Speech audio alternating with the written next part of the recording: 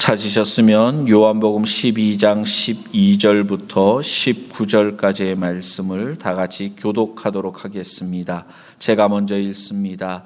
그 이튿날에는 명절에 온 큰 무리가 예수께서 예루살렘으로 오신다 함을 듣고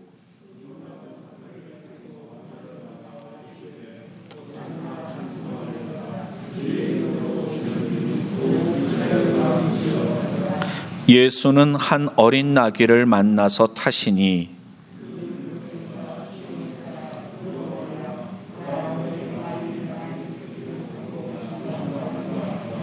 제자들은 처음에 이 일을 깨닫지 못하였다가 예수께서 영광을 얻으신 후에야 이것이 예수께 대하여 기록된 것임과 사람들이 예수께 이같이 한 것인 줄 생각났더라.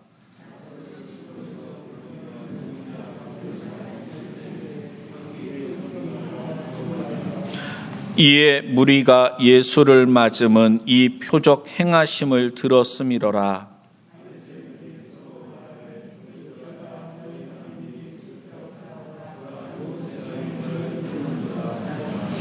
아멘. 목사님 나오셔서 호산나 찬송하리로다 라는 제목으로 말씀 전해 주시겠습니다.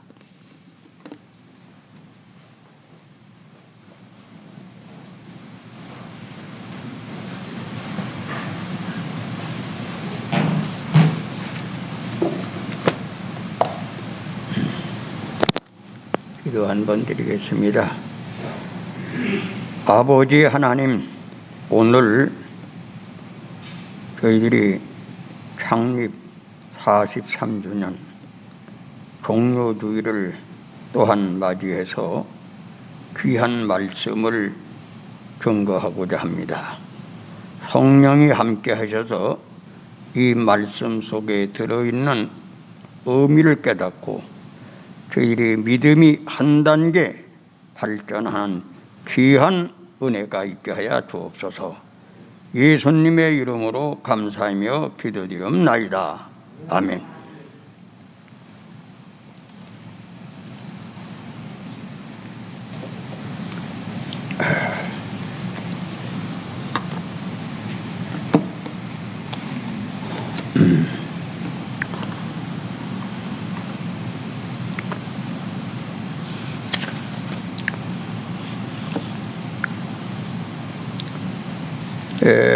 호산나 라는 말은 구원 하옵소서,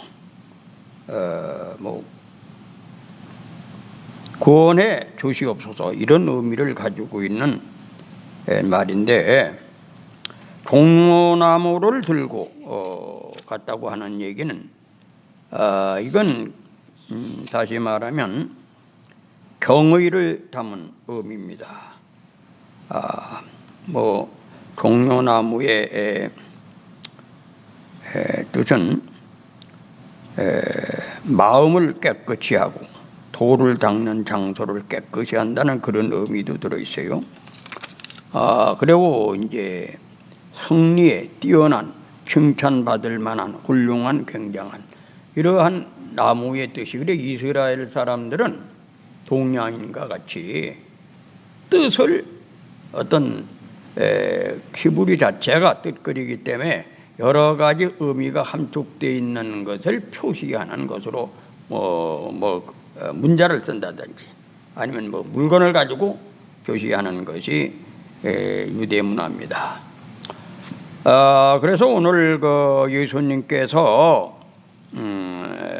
이제 나귀를 타고 들어가시는 것도 그런 의미로 해석을 해야 돼요. 스가랴 9장 9절에 나온 예언인데, 대부분 왕은 말을 타고 나귀를 타들 큰 나귀를 타고 위세등등하게 가겠죠. 왕이라고 하는 것은 예수님을 왕으로 상징해 가지고 백성들이 환영을 하는데, 나귀를 타고, 나귀도 아주 못생긴 나귀요. 근데 그 사도 요한이는 이 새끼라고 하는 단어 중에서도 아주 못난 새끼의 단어를 썼어요, 용어를. 그런데 그 의미가 있는 겁니다. 의미가 있는데, 이 그리스도의 삶, 그리고 요즘에 이제 그 구약의 율법의 문화, 사실 율법의 문화를 보게 되면은 기각자는 알게 돼 있어요. 대부분 어떤 권세와 힘으로 지배되는 게 아니고 덕으로 지배되고, 또 하나님의 의에 합당한 지도자를 하나님께서 쓰신다고 하는 것을 선지자를 통해서 다 배운 민족이거든. 모세가 사실 겸손한 사람이고 노약한 사람으로 돼 있는데, 하나님이 함께하니까 큰 위력을 강하게 역사가 의력을 나타내서 이스라엘 백성을 건지신 하나님이란 말이야. 그래서 이 구약의 율법의 문화는 지성인들은 다 그렇게 알고 있는 겁니다. 무슨 요즘 마냥 무슨 뭐 능력을 가진 사람이 하는 게 아니라 하나님이 함께하는 그런 덕망이 높은 지도자가 메시아일 것이다, 이렇게 인식한 거죠. 그래, 우리나라의 문화도 보면은 지난번에 강해군이라고 하는 분을 통해서 내가 이제 하나님 섭리를 설명했는데, 이 구약 성경에도 보면은 느부갓네살 왕, 벨사살 왕, 그러니까 이방인도 하나님이 주관하시고 하나님의 의를 행하지 않은 하나님이 죽인다고 하는 것을 성경은 구약에 다 계시한 겁니다. 그런데 그런 성경을 이방인, 이 성경 속에는 우주를 통치하시는 하나님의 섭리가 이방인에게도 역사하시는 하나님, 이스라엘 백성에도 역사하시는 하나님이 다 계시가 되어 있는데, 연구하는 사람이 성경에 있는 얘기, 이스라엘 백성에만 국한해가지고 연구해가지고 있는 것뿐이지 거긴 다 나와 있어요. 이방인에게 지배하는 하나님, 역사하시는 하나님, 이게 다 나와 있는데, 그래서 이 동양인들의 역사도 하나님이 주관한다고 하는 것을 성경에 계시가 되어 있는 겁니다. 왜? 느부갓네살 왕을 하나님이 주관하시니까 동양의 왕도 지배한 건 당연한 거지. 그것을 우리가 역사적인 증명을 통해서 내가 얘기를 한 건데, 요즘에 뭐 새로운 사람들이 하도 이 기독교주의로만 예수쟁이로 신앙을 배운 사람들은 의아하게 들을 수도 있는 거지. 성경을 제대로 이해를 안 하고 공부를 하니까 그런 거예요. 왜?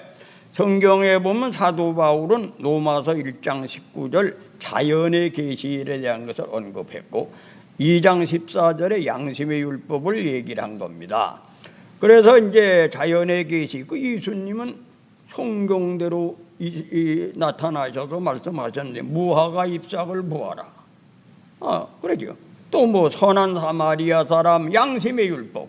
근데 그걸 그런 식으로 공부를 안 하고 이해를 안 하니까 사마리아 사람이 선한 양심에 의해서, 양심의 율법에 의해서 바르게 산 거에 대한 걸 하나님 인정하는 건 무슨 뜻인지 잘 모른단 말이에요. 해석이 이해가 안 되는 거지. 그러니까 이게 양심의 율법. 그 양심의 율법을 종교화돼 가지고 깊이 연구한 종교가 불교라는 게 불교. 그 불교는 마음을 찾아가는 종교 철학이라 그러는 거죠. 이게 기독교 유학은 뭡니까? 유학은 경물치지, 자연의 계시를 통해서 한 종교가 만들어진 거예요. 근데 성경은 그냥 다 있는 거예요. 성경에 바울이 얘기한 다 있는 건데, 그거를 그 줄기를 위해서 종교가 된 거지. 유교라고 하는 것은 경물치직을 경물치지라는 거예요. 불교는 마음을 깨달아서 마음의 세계를 이제 연구해가지고 그 마음 속에는 여러 가지 종류가 있는 것을 이제 분석을 해가지고 뭐 탐김치만에 뭐 이런 종류가 있다. 동양의 유학 세계는 7.5욕을 얘기했고, 그 의서에도 보면 그런 말이 나와요.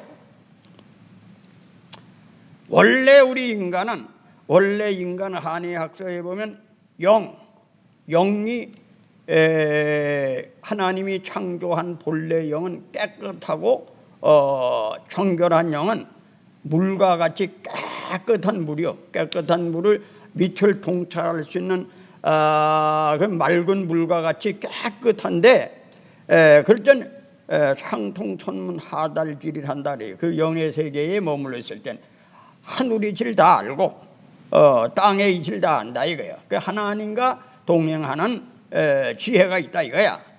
그래서 옛날에 사람들은 그걸 알고 뭐 산속에 들어가서 수도를 해가지고 자기 정과 욕을 죽이면 당연히 그런 세계에 들어가는 것을 이치적으로 하는 거지, 이치적으로. 그래서 이 불교도 이성을 가진 인간들이 그런 이치를 깨달아가지고 산속에 들어가서 수도하면 그런 세계가 있는 걸 알아서 그게 종교가 된 거예요. 이성 종교라고 그다.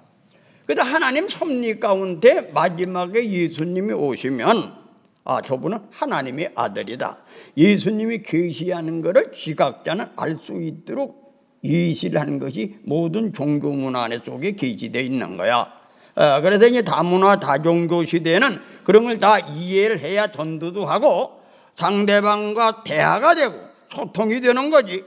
요즘식으로 자기 아는 것만 옳다라고 나만 그냥 무시하고 그저 그런 식으로 하면은 맥혀가던데. 옛날에 그런 사람이 이런 얘기가 있어요. 무슨 얘기가, 외국 선교사가 이제 한국에 건네와 가지고 영어만 할 줄 알지 동양문 할 줄 알지 깡통이야. 그래서 유학자하고 둘이 만났는데 서로 대화가 안 되는 거야. 서로 쌍놈이라고 말이지. 그런 우스운 얘기가 있어요. 자기 것만 아니까. 그래서 요즘에 우리가 다문화 다종교 시대에 다른 사람을 이해하고 예수로 잣대를 해가지고 우리 예수를 바르게 믿고 예수하는 것을 할 때가 지금 이 시대라는 얘기입니다. 그러면 예수님께서 그 나귀를 타고 오신데 경물치기, 자연의 이치를 통해서 이스라엘 백성들이나 동양인은 그 이치로 저분이 왜 나귀 중에서도 왕이라고 한 분이 말이야, 이 우리를 구원하러 온 분이 왜 가장 나약한 나귀, 그것도 아주 보잘것없는 나귀를 타고 오셨느냐, 이거를 지각자는 이해가 되고 깨달아진다, 그런 얘기입니다. 그래서 우리 종료주일 그 이튿날서부터 고난의 주간이라 그래요. 그 예수 그리스도는 우리가 볼 때는 그저 위세등등하고 기활이 넘치고 어떤 능력이 나타나고 이런 권세자가 나타나서 올 걸로 이스라엘 백성이 생각한 걸로 하지 아닙니다. 그 시대도 성인의 인군이 나올 것이다. 구약의 역사를 보면 그게 배경이거든. 그러니까 예수님은 지각자는 이해할 수 있도록 제자들도 몰랐지만은 그걸 암시하면서 나귀를 타고 나타나셨다고 하는 그런 의미가 들어있다 이겁니다. 겸손. 그래서 스가랴 9장의 9정 9절에 보면 겸손한 것을 겸손하게 평화를 주러 오신 왕이다 하는 것이 나와 있습니다. 그 예언이 이제 실현되는 건데, 그럼 예수 그리스도는 유형적으로는 이 형상적인 건 죽는 걸로 보이죠. 십자가를 져가지고 완전히 죽었다가 부활하셨으니까. 그러나 예수님은 죽은 것이 아니라 다시 살아나셨죠. 그 육체를 그냥 가지고 부활하셔서 영원히 죽지 않는 몸으로 변화가 되셨는데, 그게 고린도전서 15장에 보면 예수 그리스도는 살리는 영으로 오셨고 첫째 아담은 산 영이 되었다 함과 같이 마지막 아담은 살려주는 영이 되었나니, 그러나 첫째는 신령하지 못하지만 둘째 아담은 신령하다. 그래서 우리 예수 믿는 사람은 지금 현재 복이 중요한 게 아니라 앞으로는 이제 하늘나라가 임합니다. 이 땅에 하늘나라. 우리 절기가 있잖아요. 봄이 지나가면 여름이 오고 여름이 지나가면 가을이 오지, 가을이 지나가면 겨울이 와. 그래 겨울에 살아남을 수 있는 나무가 있지요. 풀은 다 죽어. 그래서 우리는 마지막에 새 하늘과 새 땅이 이루어지는데 살아남을 사람, 거기서 영원히 살 수 있는 사람이 그리스도로 말미암아 이제 준비되는 건데, 교회는 이 땅에서 무당 찾아가서 현실적인 걸 해결받는다고 그런 기복을 위한 종교가 아니고, 이제 앞으로 오는 세상에 이제 그런 걸 안 보고 영원히 평화롭게 화평과 희락 속에 영원히 사는 세상에 들어가는 사람들의 종교다. 그래서 이것은 바로 영을 곤치는 종교, 영을 곤치는 거. 영이라고 하는 마음, 심령이라 그러지, 심령. 마음과 영을 곤치는 종교다. 그런 얘기요. 그런데 여러분들이 이 복음이라고 하는 것은 율법보다 더 무섭고 강화된 종교입니다. 내 영혼을 뜯어 곤치는 거야. 이해가 됩니까? 율법은 육신의 범죄, 이 범죄한 인간들에게 정죄하고 책망하고 그런 얘기를 하는 거지만 기독교는 마음 상태를 지적을 해서 마음을 완전히 뜯어 곤쳐서 영을 살리는 종교다. 믿습니까? 그래서 기독교는 영의 종교이기 때문에 성령이란 말이 등장하는 거야. 그런데 이거 요즘에 성령의 운동을 하는 것은 그냥 기사이적만 행하는 걸로 생각하는 게 아닙니다. 가장 중요한 것은 기사이적은 당연히 나타나는 거고. 왜? 사람이 능력이 있지만은 그 사람의 능력까지 인정합니까? 아니잖아요. 그 사람이 인격을 가지고 인정하죠. 그렇죠? 인격. 하나님의 성령도 기사와 이적을 행하는 것만 따르는 게 아니라 거기에 성령의 9가지 열매는 뭐예요? 하나님의 성품. 사랑과 희락과 오래 참음과 자비와 양성과 충성과 온유와 절제니 이 같은 법을 금지할 법이 없나니라. 이것은 다시 말하면 타락하기 이전의 인간으로 완전히 회복이 되어서 거기보다도 더 신령한 인격체로 변화되는데 성령의 목적이 있다. 성령의 목적이 있다. 그래서 의와 인을 강조하는 이유는 하나님의 인격을 닮아가야지 되는 거지 기사이적만 추구하면 안 된다 이거예요. 그래서 의와 인과 신을 버렸도다. 예수님이 책망한 얘기는 그것도 십자가를 통한 의, 십자가를 통한 사랑. 그 의와 인이라는 건 십자가를 통한 공의, 십자가를 통한 긍휼, 십자가를 통한 믿음을 이루어야 된다 이겁니다. 이것이 하나님이 성령을 주신 목적이다 이거예요. 목적이다. 믿습니까? 그래서 이방 종교, 자연의 계시 종교나 양심의 율법의 종교들도 다 그거를 얘기하고 있는 거예요. 유대교도 그걸 얘기하고, 유대교도. 그게 뭐냐? 보세요. 지난번에 내가 아침 8시에 예배 시간에 노노의 옹야편의 말을 인용한 건데 여기에 보면은 사람이 인간이 가지고 있을 때 본성, 그 사람의 성품, 인간성, 그것이 질이고 그 인간성을 가지고 예문을 배워서 그 시대의 예를 배우고 학문을 배워서 그 본성을 잘 다듬어서 다른 사람들에게 교양 있게 나타나게 하는 그러한 것을 거기 설명하는 구절이 있어요. 그래서 질박이 문체를 이긴즉 사람이 야하고, 야는 뭐예요? 다시 말하면 세련되지 못하다. 요즘 사람으로 말하면 세련되지 못해서 심성은 착하고 좋은데 사람들에게 대인관계를 위해서 예문이 안 갖춰져 가지고 야성주고 야만적기가 있다 뭐 이렇게 얘기를 표현하는 거죠. 그래서 그걸 좀 다듬어 가지고 교양 있게 그 말을 한다면 깊은 산 속에 있는 나무가 이게 제목으로 잘 자랐는데 그걸 가지고 그냥 기둥을 못 만들잖아요. 기둥을 갖다 만들면 집은 튼튼하지, 집은 안 찌러지지. 그러나 그걸 각을 내 가지고 페인트 칠도 하든지 아니면 이수칠을 한다든지 이렇게 해야지 집을 리모델링 한 데서 먹지. 우리 집을 뭐 요전에 아주 오래된 집이지만 리모델링 하는데 그 문도 말이지 다 나무를 가지고서 만들었 거란 말이야. 문. 그 나무 토막을 가지고 문을 만들어 놓으면 어떻게 되겠습니까? 뭐 사람들이 볼 때는 튼튼하다 이렇게 생각하겠지. 그리고 이렇게 굵은 걸 가지고선 문이 될 수 있습니까? 그래 그게 예문이라는 게 예문. 그래 그 상황에 맞도록 그것도 이제 바울은 권도를 선다, 뭐 의견을 얘기한다, 뭐 이런 얘기가 있어요. 그 명령은 하나님께로부터 온 순수한 진리인데 그것이 땅에 와서 예문을 겸하는 것이 요즘 재직회 같은 것도 한다 이런 얘기요. 쉽게 얘기하면 하나님 명령을 못 거절은 하서는 안 돼. 근데 그 명령을 잘 이행하는데 어떤 식으로 하는 게 좋으냐, 요것만 의논하는 거지, 그렇죠? 하나님 명령. 그 명령은 절대 거역할 수가 없습니다. 그런데 그 명령을 땅에 이루는 방법이 권도를 쓰느냐, 아니면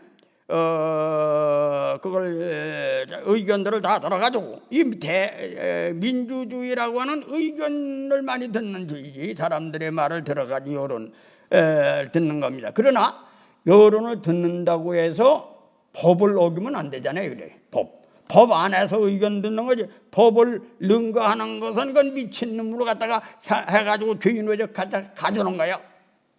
마찬가지 성경도 그렇게 되는 겁니다. 그 예문을 공부해가지고든지 그걸 사람이 잘 이제 그 사람이 적중되도록 하는 것이 같이 겸비해야 빈빈한 하야 덕 있는 군자가 된다. 그러나 본질은 질이 전제가 돼야 된단 말이에요. 본질을 피해 벗어나가지고 예문만 있어서 안 된다. 이건 뭐와 같으냐?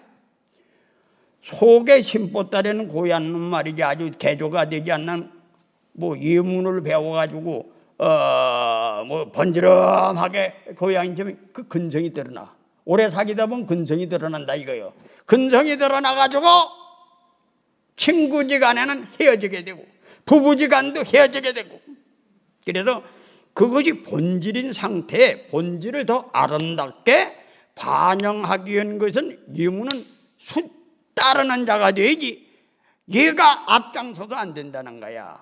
그것이 바로 옹야편의 공자라는 분은 성인으로서 이치를 깨달아서 처세 철학을 얘기하고 있는 겁니다. 믿으면 내가 그래서 우리 기독교 정신이라고 하는 것은 가장 본질적인 것이 뭐냐?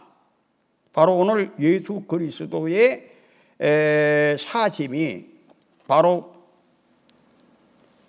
병들고 행편없는 나귀를 타고 오신다고 하는 것은 나는 지금 이 세상의 힘으로 세상을 지배하려고 하는 게 아니고 나는 새로운 너희들이 생각하고 있는 정반대적인 방법을 통해서 하나님께 쓰임을 받아가지고 새 세상을 이루는 그러한 왕으로 왔다. 왕으로 왔다. 이것을 보여주기 위한 것이 나귀를 타고 오신 겁니다. 근데 우리는 나로부터 여러분까지 다 타고날 때 본성이 있고 본성이 있고 기질지 성품이 있어요. 그래서 대부분 보면은 동양 사람들은 영이 병이 들기 전엔 다 동일합니다. 근데 영이 병이 들어가지고 이제 신기가 작동해서 만병이 오게 되면 오행, 의명오행이라는 게 작동을 해요. 그래서 의명오행은 뭐 음양. 그 음양이 작동을 하는데 사람이 너무 음과 양의 균형을 잃은 병이 안 오는데 이것이 한쪽이 기울이면 병이 오는 거예요. 그 병은 이제 음이 부족하면 음을 채워주고 화가 부족하면 양이 부족하면 양을 채워주고 약이 딴 게 아니에요. 약이 채워주는 거예요.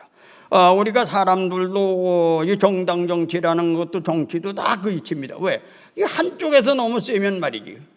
여당이 너무 세면 어떻게 하냐면 독주라거든. 그리고 야당을 길러가지고는 적당하게 독주 못하게 하는 것도 이게 다 정당 정치요. 다 거기에서 깨달은 거라고. 오행.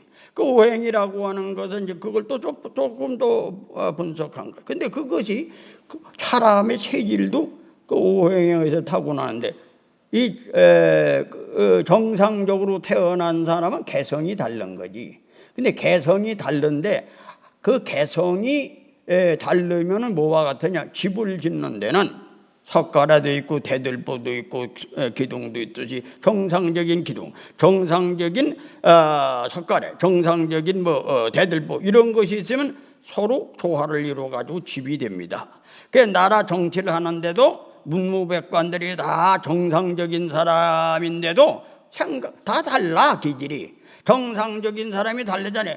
무술 배운 사람도 와야 되고 또 학문을 배운 사람도 와야 되고 이래야 정치가 될 거 아닙니까? 그 사람도 개성이 다 정상적인 개성이 있을 때 더불어서 일을 만드는 거예요. 근데 그 정상적인 개성에 병이 든 사람이 있어요.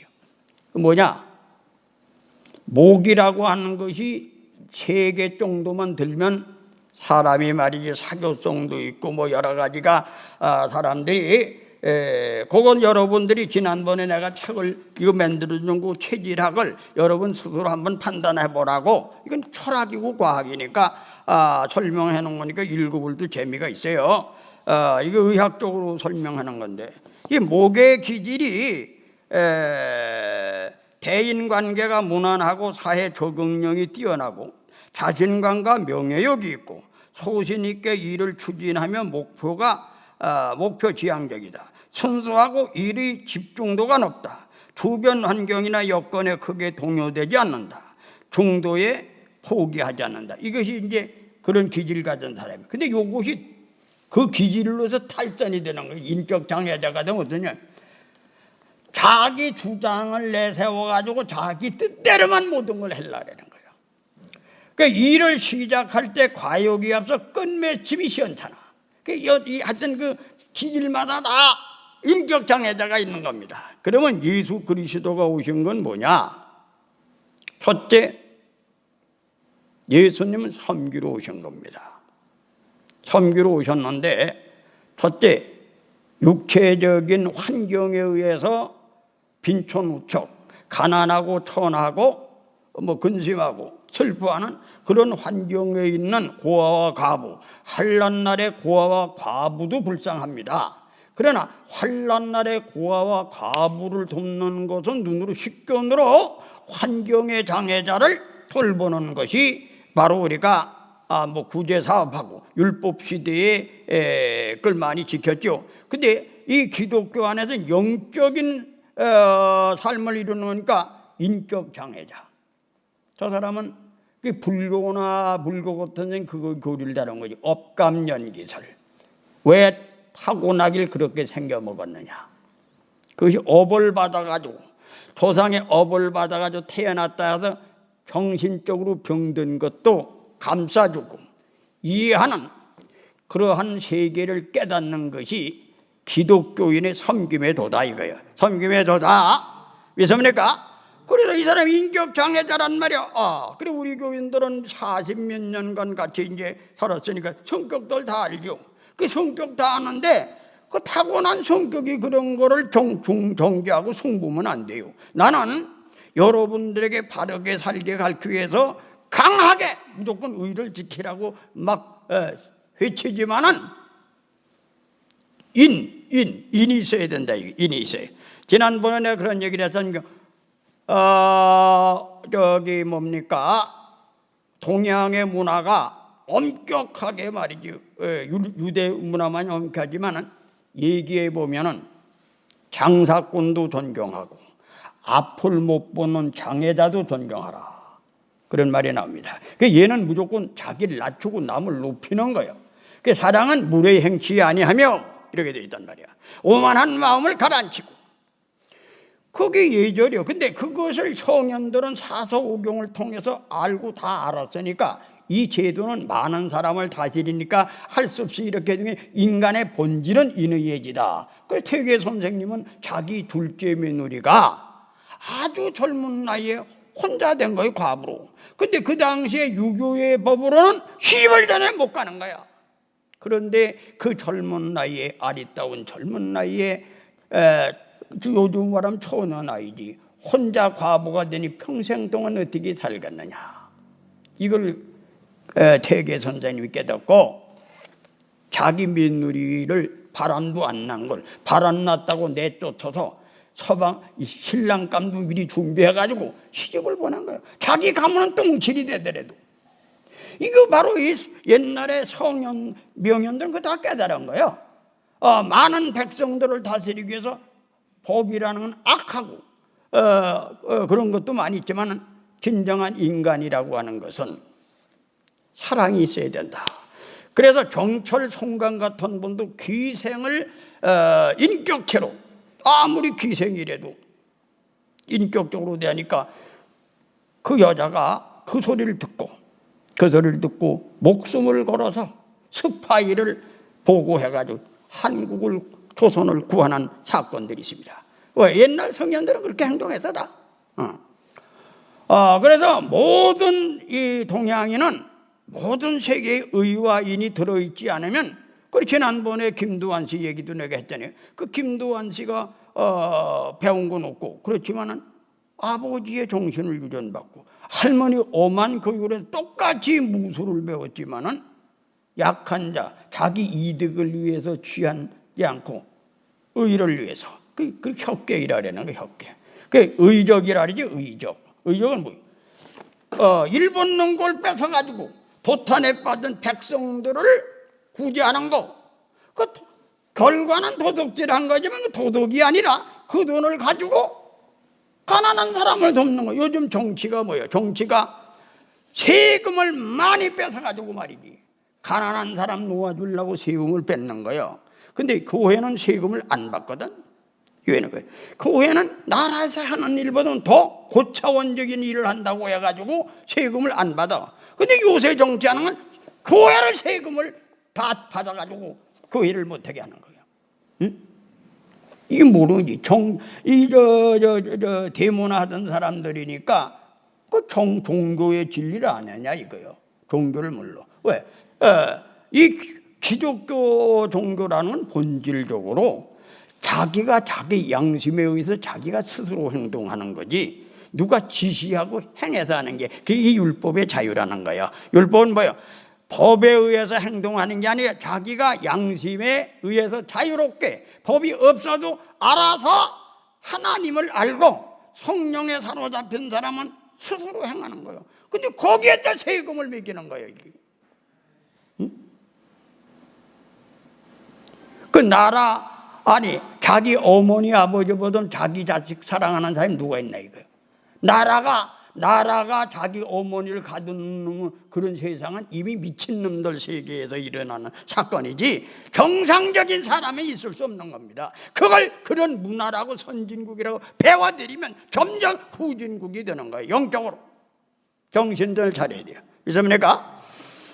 그래서 이 헬라 문화라고 하는 것은 그러한 이치를 전제해서, 그리고 동양의 문화는 도심, 인심을 구별해 가지고 하나님의 진리에 입각해서 모든 것을 조절하는 거예요. 유대 문화나 같습니다. 근데 이 헬라 문화는 그저 단순 개념을 문화하는 거예요. 그러니까 인권주의만 따지지, 인권을, 신앙을 잘하는 사람에게 인권이냐 이래 부여합니까? 안 하잖아요. 법을 지키는 사람에게 인권이 부여한다, 이게 안 붙였다는, 그냥 인권주의요. 그 종교라고 하는 것은 반드시 의와 인이 들어있지 않으면 그건 사입이고 마귀 역사예요. 그래야 지난번에 했잖아요. 나같이 늙은이가 젊은 여자, 이쁜 여자 보고선 천생연분으로 하나님이 계시했다 이래가지고 고팔 만들면 거기 모여드는 놈들 미친놈들이지. 종교의 상식이 없는 거지. 왜?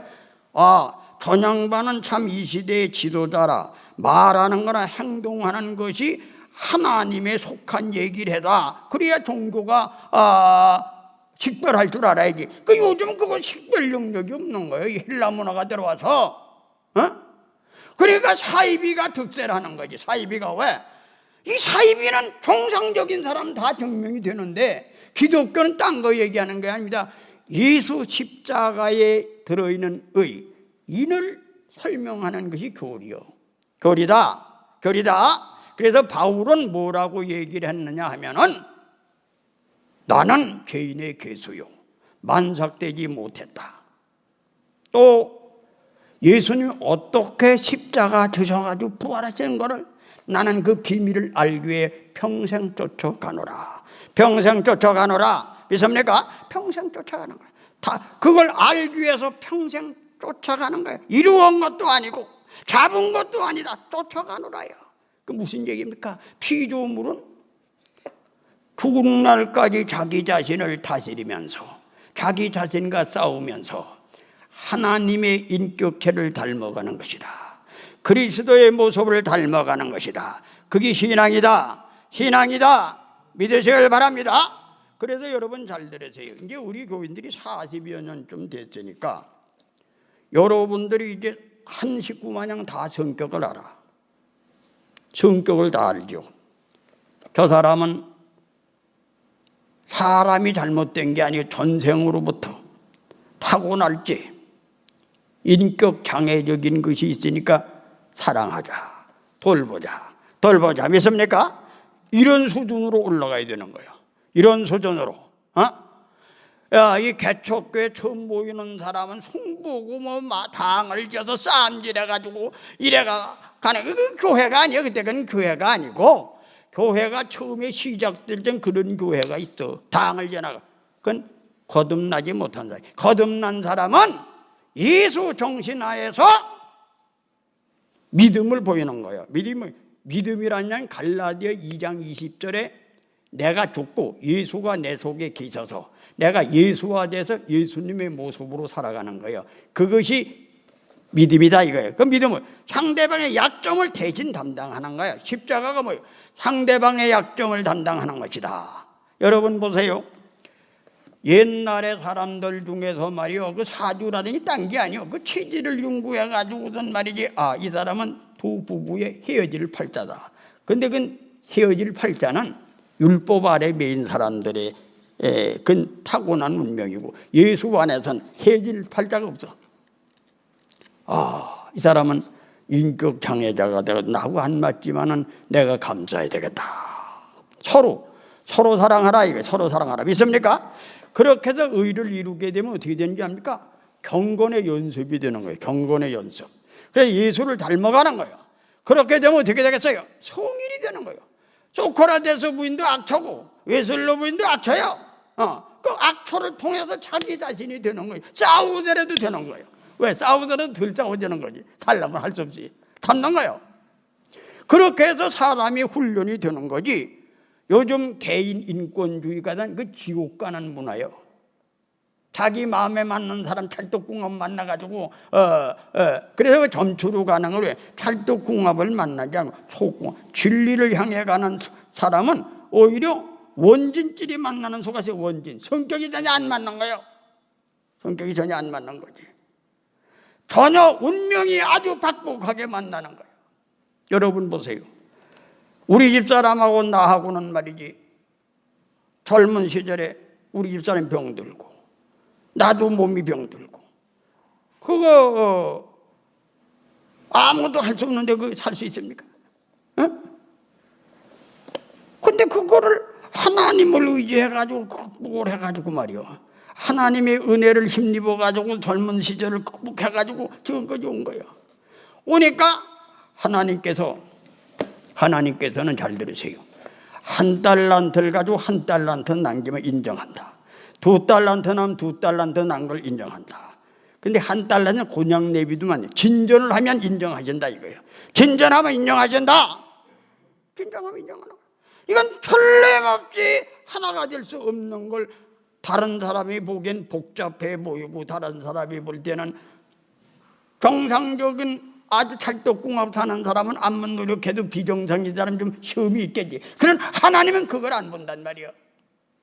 이놈은 처음부터 IQ가 둔하고 부족한 놈인데 열심히 성실하게 노력하는구나. 그 사랑을 사랑하는 겁니다. 사랑하는 거다. 믿습니까? 근데 이거 잘났다고 해가지고 잘난 척 하는 놈은 틀렸어. 옛날에 어떤 사람이 여자를 둘이 데리고 사는데 나그네가 보니까 아주 이쁘고 교양 있어 보이는 여자는 별로 좋아하지 않아. 그런데 푹박들하게 생겼고 무술년 범벌이 딴 비스름하게 생긴 여자를 더 사랑하는 거야. 그 왜 그랬습니까? 요건 말이지. 요거는 잘난 척 해가지고 너무 잘난 척 하고 요 바람날 우려도 좀 있고. 그래서 이 부인은 나 외에는 다른 마음을 먹은 적이 진실되고 어디가 있는 여인이다. 그래서 사랑한다. 그런 얘기를 해드리는 거야. 하나님은 그런 자를 사랑하신다. 그 교회가 몇 천만 명, 몇만 명, 몇백만 명 모인 게 중요한 게 아니에요. 몇 명이 모여도 그렇게 삶을 구하는 사람에게 그 교회에 복을 주시고 그 사람에게 복을 주시고 그 사람을 통해서 하나님의 뜻을 이루는 것이다. 이것이 바로 예수님께서 병들고 보잘것없는 나귀 새끼를 타고 들어오는 암시된 하나님의 사람이 되는 길, 새로운 세상에 이루어질 때 들어갈 사람들의 도는 이걸 깨닫고 이 안에서 자기를 변화시켜서 하나님의 사람이 되는 사람이 가는 길이다. 그렇습니까? 여러분, 이 세상에 타고나기를 다 달라요. 부자로 태어난 놈은 미친놈 같은 놈도 부자가 있어. 그 시기할 필요도 없어요. 근데 그 타고난 가가 의를 이루는 거예요. 왜? 나사로 같이 타고난 사람도 바로 살면 천당 가고, 부자 노인으로 타고나도 바로 살면 천당 가는데, 부자는 논어주는 거, 그 많이 가지고 태어난 사람, 욕심 많은 놈이 논아주기 힘들지. 그건 돈이 지옥 가는 발목을 잡는 거예요. 왜? 돈이 많이 가지고 있는 사람들은 대부분 욕심이 많은 사람이 많거든. 구두쇠가 많아. 그 구두쇠 때문에 돈은 지켜. 근데 그것이 재산은 많이 가지고 있지만 갈지게, 그것이 자기 발목을 잡아서 돈 때문에 지옥에 가는 거예요. 근데 가난하다 천당 가니까, 가난한 놈은 머리 굴려가지고 도둑질하면 사기꾼이 많아. 지옥 가. 하나님 나라 이 세상에 타고난 분복이 다 다른 거야. 그 타고난 기질을 가지고 예수 안에서 어떻게 바르게 사느냐, 개조가 되어야 된다는 거야. 새로운 피조물, 자기 환경을, 자기가 타고난 기질을 가지고 예수 중심으로 변화가 되어 가는 거지. 전당은 땅에서 잘 되고 안 되는 거 따지지 말라 이거예요. 타고나기를 돈 잘 버는 놈이 있어. 돈이 뭐 갖다 놔도 돈 잘 벌려. 그런 사람 있지. 암만 해도 안 돼요. 근데 그건 전생의 업이 타고나기를 그렇게 탔지만은, 그걸 가지고 하나님의 복음을 깨닫고 복음만 해서 새로운 피조물이 되어서 얼만큼 예수를 닮아가느냐, 예수 중심을 닮아가느냐, 여기에 하나님이 함께하고 안 하고 귀 쓰고 선하게 쓰는 것이 결정난다. 이것이 새로운 피조물의 운명이다. 예수 안에서 새로운 피조물의 운명이다.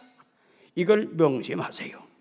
아시고 이 말세가 와가지고 점점 타락을 하고 세속문화의 오염이 돼서 점점 세속화되고 있는 시대에 예수 믿는 사람들은 정신을 차리고 말씀을 붙드시길 주님의 이름으로 축원해 드립니다.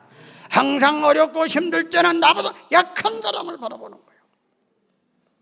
나보다 못한 사람을 바라. 그래 지적을 느껴. 그리고 이 자본주의 시대는 젊은 사람들이 말이지, 어떤 놈은 일도 안 하는데 금방 부자가 되니까 말이지, 돈 막 빚내가지고선 말이지, 뭐 영끌까지, 그거 할 필요 없어요. 그건 타고난 놈이 그래가지고 살지만 지옥을 갈 수 있어. 그래가지고 왜? 그 재산을 가지고, 재산을 많이 가정한 만큼 일을 해야 되는 게, 공평과 정의로 살기가 어렵지. 왜? 있는 거 가지고 남주기 힘든 거예요. 그냥 아예 없을 때 바로 사는 게 쉬운 겁니다. 그래서 세상 것을 바라보지 말고 여러분 현 시점에서 자기 자신이 예수 안에 바로 섰는가, 무거운 짐을 오히려 걸머지지 않고 죄보따리, 죄를 짓게 용이한 환경이 없는 것을 말세는 복 있는 사람인 겁니다. 복 있는 사람인 아시고 예수 안에 바로 사세요. 예수 안에 바로 사시길 바랍니다. 그 장로님, 권사님한테 항상 얘기하는, 장로님 됐다고 권사님한테 목에 힘 주지 마라. 나도 목에 힘 안 주려고 그래요. 예수 정신을 닮아가야 되는 거지. 예수 정신. 천당 가려고 예수 믿는 거지. 예수님을 통해서 하나님을 만나보려고 예수 믿는 거지. 무슨 세상 정치하는 놈들 마냥 대가리가 되려고 믿는 게 아니야, 교회는. 그래서 오늘 이 예수님이 왜 권세가 당당하고 죽는 사람을 살리신 분이 왜 행편없는 나귀를 타고 오셨느냐, 이 비밀을 깨달으시길 주님의 이름으로 축원해 드립니다. 기도합시다. 아버지 하나님, 오늘 주신 귀한 말씀을 통해서 우리가 다시 한번 믿음의 비밀을 깨닫게 하시고 믿음 안에서 좋은 열매를 맺게 하여 주옵소서. 예수님의 이름으로 감사하며 기도드리옵나이다. 아멘.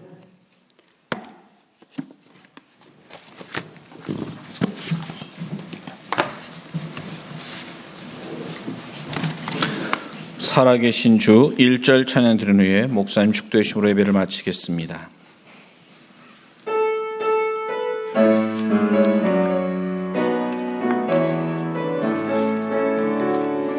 주 하나님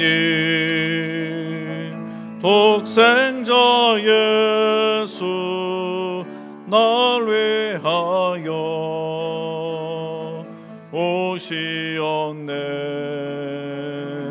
내 모든 죄 다 사시고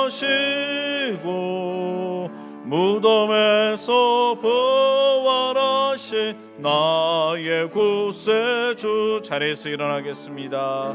살아계